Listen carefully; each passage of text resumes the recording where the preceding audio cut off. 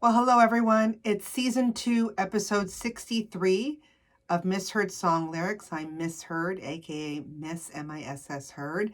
And today, like I said, is episode 63. The happy part, a couple days ago, we just found out that Joe Biden and Kamala Harris is our new president of the United States and also vice president. So time to heal, excited. But just found out today, about a couple hours ago, that Alex Trebek of Jeopardy fame has passed away. So 2020 has been rough. Let's bring some light to it. And here's one way to do it is just kind of talking about some fun song lyrics that you and I probably misheard wrong. One of them will be our first NSYNC. I thought it was perfect to do this. Figured might as well, since our last week, episode 62, was the misheard of a Backstreet Boys song. So thought, let's do NSYNC. And one of the things that I've learned about it is not only connection with the Disney Mouseketeer Mickey Mouse Club, but there's other things, even to Obama. So let's just begin. The song we're going to be talking about for the misheard is It's Gonna Be Me. It's a song by NSYNC.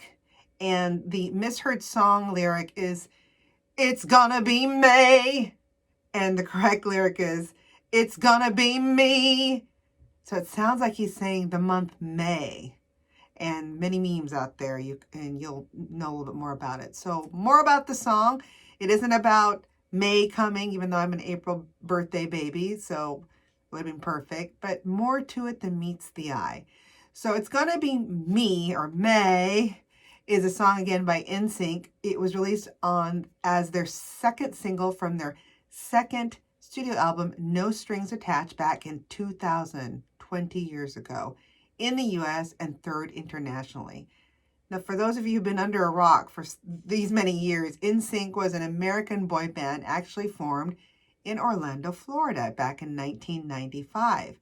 And per online allmusic.com, there was a biography written by a person by the name of Andrew Leahy, and he wrote, quote unquote, along with the Backstreet Boys and Britney Spears, NSYNC dominated the teen pop explosion of the late 90s with a blend of group harmonies, gauzy ballads, and well-produced dance textures.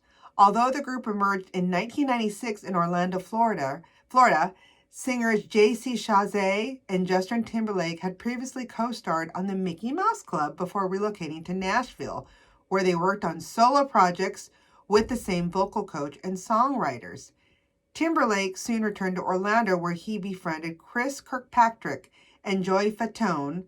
Along with Chasez, the four agreed to form a boy band, and NSYNC officially launched after the addition of bass singer Lance Bass.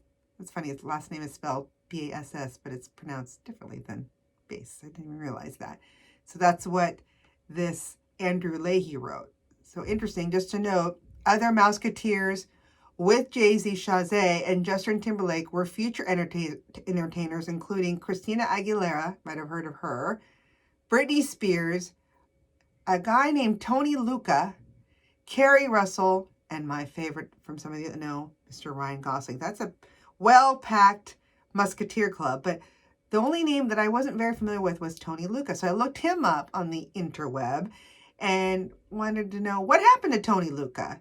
So what I found out was he was born on January 23rd, 1976, so he's an Aquarius.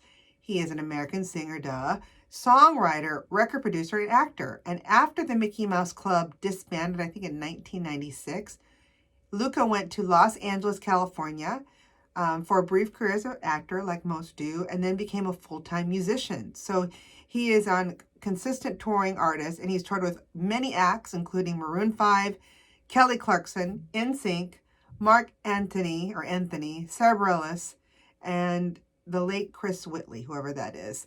He finished in third place on the second season of The Voice, so it's an American reality television singing competition on NBC back in 2012, so about 8 years ago. So he's still in the music industry one way or another. And back to NSYNC. Their self-titled debut album was successfully released to European countries back in 1997 and later debuted in the US market with the single I Want You Back. So more about this song, It's Gotta Be May, May. It was written by Max Martin, who we've talked about him in just the previous episode and way back with songs he's done for also Miss Taylor Swift. Andreas Carlson, same for him. And produced by, I think, a gentleman by the name of Rami Yacoub. The song received favorable reviews from many music critics, many of whom commended the catchy production. It is very catchy. So is the video. We'll talk about that. It's Gonna Be Me debuted on the Billboard Hot 100 at number 42. Very good way to start. Where it eventually peaked at number 1 for 2 consecutive weeks. The song itself was also certified gold by the RIAA, which stands for the Recording Industry Association of America, 1 month after its retail release. That's pretty cool. And It's Gonna Be May also peaked at number 1 in Canada, while also charting in the top 10 on the UK singles chart, New Zealand, and Sweden. So an international hit. And then there was this video directed by Wayne Isham, which it depicts each NSYNC member as a doll and a toy store. But we'll talk more about that and how it did. One of the did you knows about It's Gotta Be Me or May was popularized as an internet meme titled It's Gonna Be May. And that's actually the meme I'm going to be using for the photo that comes with this podcast.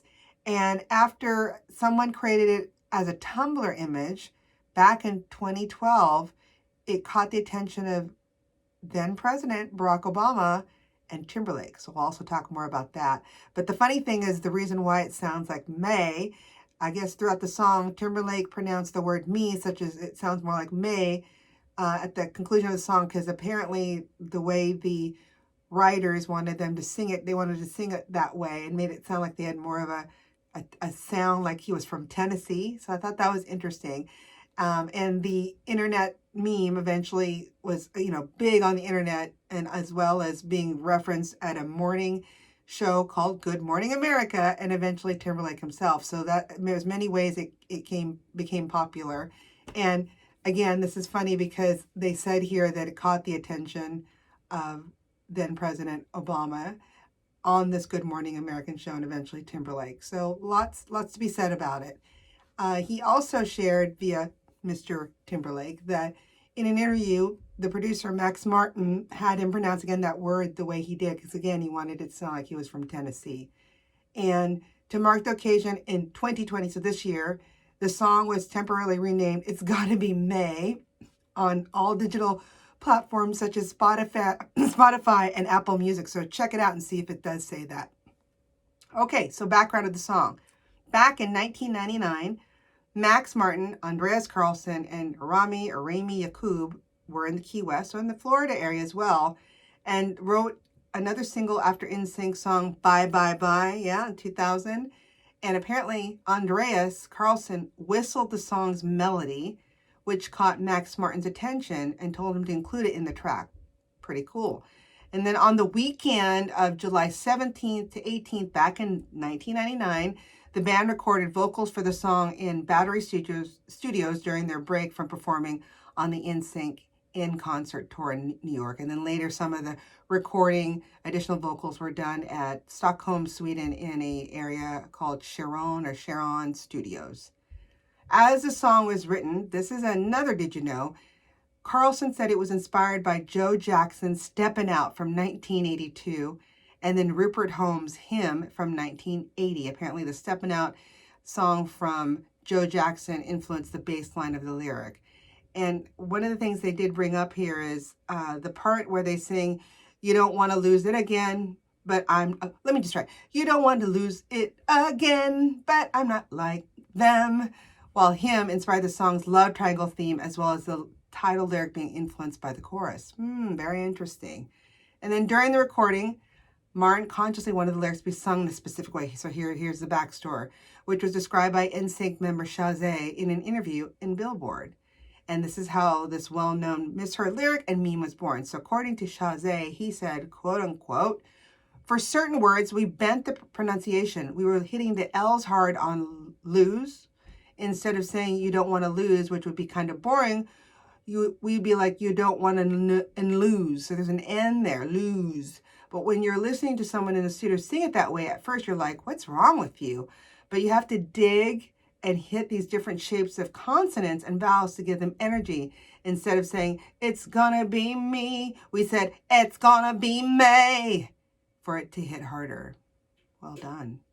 Now, the commercial performance of this song was also big. It's Gonna Be Me first appeared at the U.S. Top 40 Tracks back on May 6, 2000, wow, 20 years ago, issue of Billboard at number 33 after it was distributed as a promotional record. That's interesting. It eventually was sent to retail stores in the U.S. on July, so a little bit later after it debuted on the Billboard Hot 100 at number 42 the previous week due to early street date violations, whatever that means.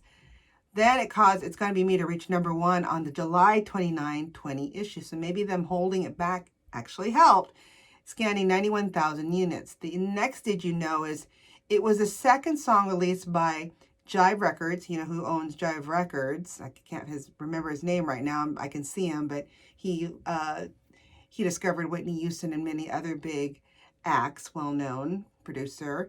And to reach number 1, once Britney Spears' Baby One More Time the previous year, as they were the only singles to be released on CD and cassette formats, which is interesting with the Baby One More Time Britney Spears, because also former Musketeer and former girlfriend of Timberlake. The song remained at number 1 on the Hot 100 for 2 consecutive weeks, charting from the July 29th, August 5th, 2000 date issues of Billboard. The next Did You Know is it's the only number 1 single released by NSYNC. I had no idea. I thought the other singles that they're known for were in the top 10 of the chart, but never hit number 1 except this song. And again, the song also reached number 1 at the mainstream top 40 after spending 8 weeks on the chart, dethroning, oops, I did again, Miss Britney Spears. Now, It's Gonna Be Me was certified gold by the RIAA, like I said, on August 11, 2000 for selling 500,000 copies, so 500,000 in the U.S. in just a month of its retail release. And back then, you were still buying cassettes, CDs, not as much downloads yet. In Canada, it debuted at number 18 on the RPM Top 100 Singles, and the song peaked again number 1 on the July 10th issue, bumping out Miss Britney Spears' Oops, I Did It Again, which was at 11 weeks on the chart.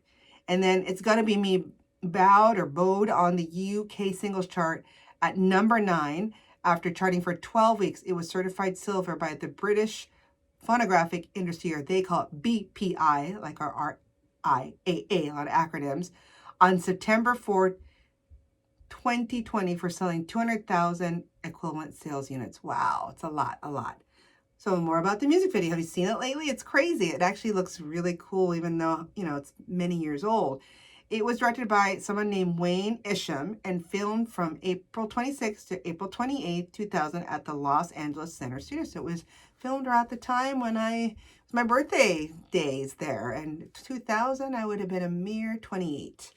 With additional footage shot at Playco Toys on Soledad Canyon Road in Canyon County, Santa Clarita, California. So those Californians that are listening, or those are from California that know, shout out to Santa Clarita. And then New York NSYNC decided to retell the puppet motif using their album No Strings Attached, being portrayed as dolls that fight other toys in the toy store.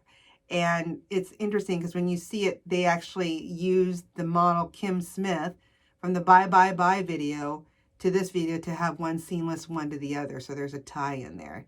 And the music video used limited CGI, or computer-generated imagery, as Isham, who directed the video, wanted it to appear authentic. So life-size dominoes, when you see it being pushed down, were actually used falling across the floor. Initially, Isham pitched the idea to a San Francisco-based effects house company called Radium to create the dolls by using CGI, but when it was all said and done, they ended up using makeup artists, I think, which was better. Screaming Mad George, love that, was then hired with the use of prosthetic makeup to transform the band to look like dolls. So if you look at the video on YouTube or anywhere, there's that plastic look to them. That's who did that. Apparently the makeup was on for, they kept the makeup on for 24-hour period. Whoa. 22 hours was spent shooting the music video. So 2 hours shy of a day, I'd be exhausted. Woo. And then the music video debuted on MTV's Making the Video back on May 21st, 2000, and also appeared on TLR, or Total Request Live, as some of you might know it or remember it, May 23rd, 2000. The music video again is them in a Toy Story with Bye Bye Bye playing in the background.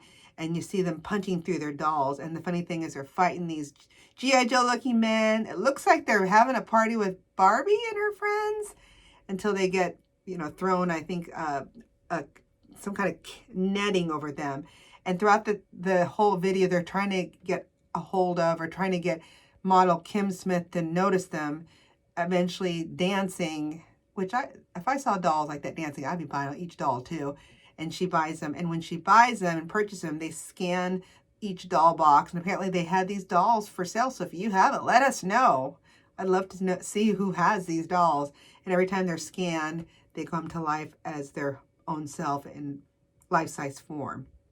And throughout the video, the real NSYNC members performed a choreographed dance routine in a domed arena containing multicolored strobe lighting effects, constantly alternating the background colors. Well, that'd give me a headache. The music video for It's Gotta Be Me reached the top position on TRL, I said several times, from May to September back in 2000, which also included the end of summer special and the countdown for the 500th episode. Wow. It won Best Makeup in a Music Video at the 10th Annual Music Video Production Association, or MVPA, Music Video Awards on May 16, 2001, all due to the makeup artist screaming Mad George and Ilan Bongiorno. I think that's how you say his name. It also received several awards for Choice Music Video and Choice Summer Song at the 2000 Teen Choice Awards. And then in 2017, viewership of the YouTube garnered more and more watches, as many daily views on April 30th as they did in mid-April, 7 times as much searches, and 23% more views across all NSYNC music videos. The music video has consistently received the most traffic on April 30th because of It's Gotta Be Me each year. And as of this month, I checked this morning, November 2020, it has over 126 views on YouTube. And it originally was posted on October 25th, 2009. So wow, 21 years ago? No, 11 years ago, and it's now hit over 126 million. Impressive. Hopefully you learned a lot. I did. I knew about the connection with the Musketeer Club, but I didn't realize about where the song sounds came from, two 70s well-known folks with, I just did not expect that at all. So Joe Jackson, and as well as who's the other one? I can't even remember. Anyway, just lots, you just never know with these songs where they're built from. And then the connection with Britney Spears, like I said, again, and others. And hopefully you learned so many things. I did. And check it out if you haven't for a long time, but keep singing those songs wrong. Bye.